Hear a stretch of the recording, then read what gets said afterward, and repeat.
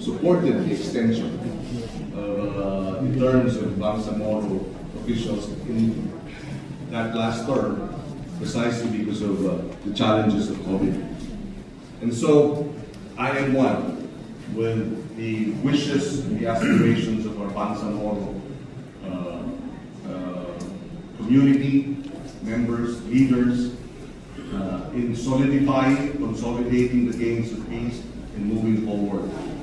And in relation to that particular effort for peace, my advocacy, I believe, will resonate the advocacy of food security, of addressing hunger, of addressing increased incomes for our farmers and our fisherfolk. We cannot have peace if our people are hungry. We cannot have peace if our people continue to wallow in poverty.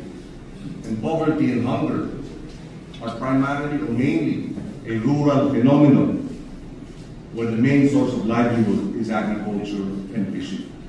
And so if we wish to our farmers and fisherfolk, and this is why I continue to seek at this stage public office, I am seeking public office precisely because the task of modernizing our agriculture and ending poverty and ending hunger continues to elude us.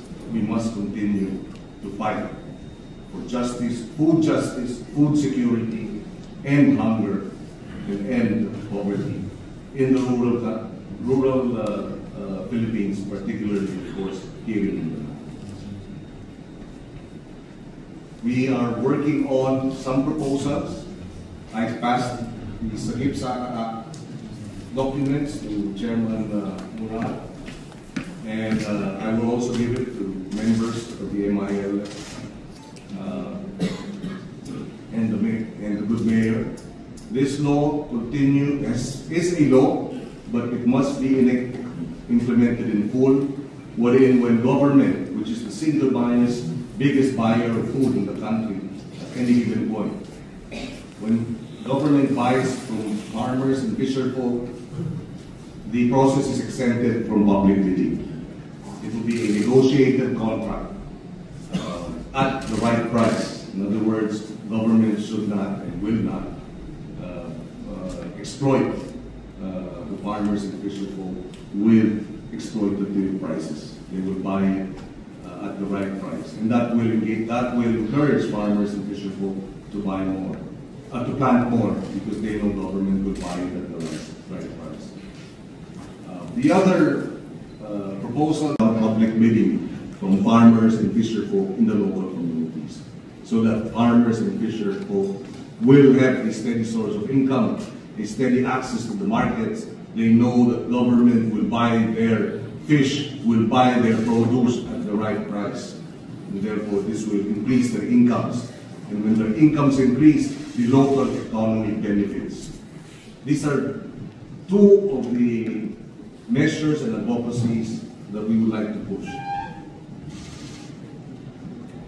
Yes, the dropout rates are reduced by as much as 30% when there are school meal programs, and double-digit increase in the grades for our young students in math, science, and English and Filipino.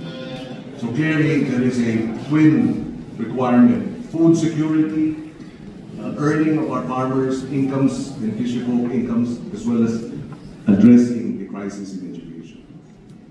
And we hope, should we win with your support, together with the Bangsamoro, the barn, we can work together to address hunger, agri and fisheries modernization. One more thing, perhaps.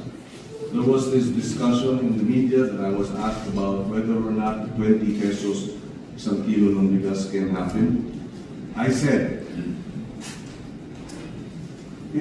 when the president said that, kayang pababain ang presyo ng bigas ng 20 piso kada kilo, I would have, if I were in this place, advised him to say, and to be able to do this, we will increase annually by 100 billion pesos for a period of 6 years during this term, the budget for agriculture and fisheries department. In other words, by the end of the 6-year term, the budget for agriculture should be around 800 billion. So that the bulk of that budget will now go to support for your farmers, direct support for your fisherfolk, post-harvest facilities, fertilizer, pesticides, cold storage, farm-to-market roads, equipment, build their capacity.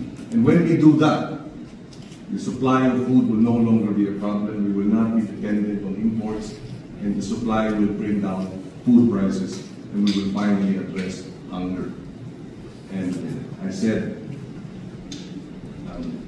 pag marami ng pagkain dahil maganda na ang supply, dahil sinusuportahan ng magsasaka ng mga isda, magiging mura na ito, magiging abot kamay na ito, marami nang mabibiling pagkain sa palengke ang ating mga kababayan, marami nang pwedeng ihanda sa hapagkainan, at pag marami ng handaan, marami pwedeng isyaro rin.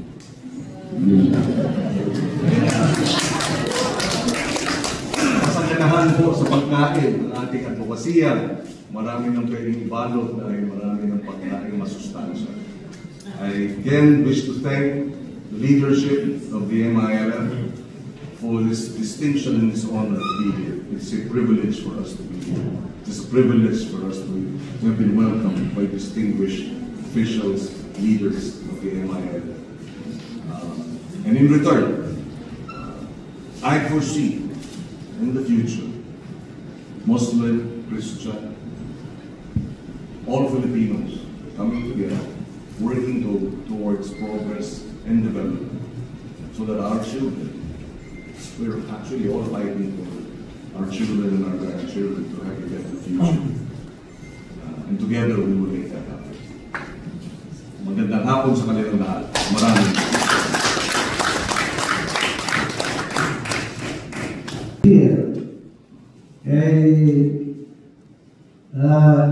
marami po sa pagkasunduan na kung di ang naging presidente, si President Ferdinand Aquino, siguro hindi ko alam kung kailan ko mapirmahan yung agreement of 10 decision points, and then framework agreement ni Bangsamoro, yung 4 na annexes, and additional mo Bangsamoro waters, then finally yung comprehensive agreement ni Bangsamoro.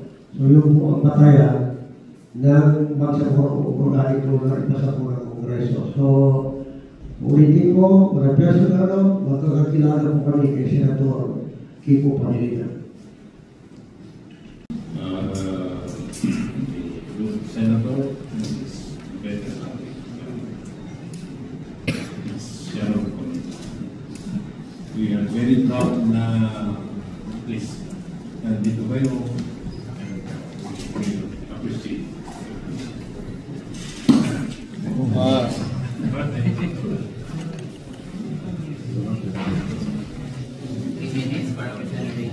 Balutin mo. Para entertainment.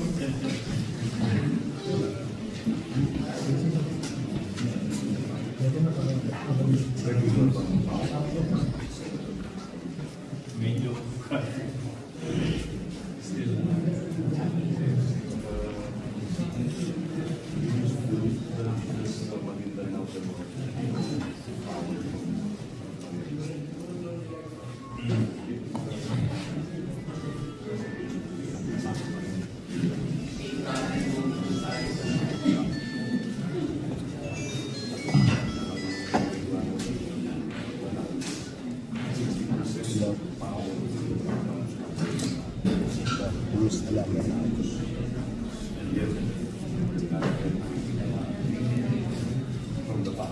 kasi kung ako bukalinan lang sa dagat naman. Presence here today is not merely a courtesy visit. It is a reaffirmation of your solidarity with the aspirations of the Bangsamoro. It is a reminder to us that there are leaders in the national states who stood by us in some of our most critical moments in history. We are especially grateful to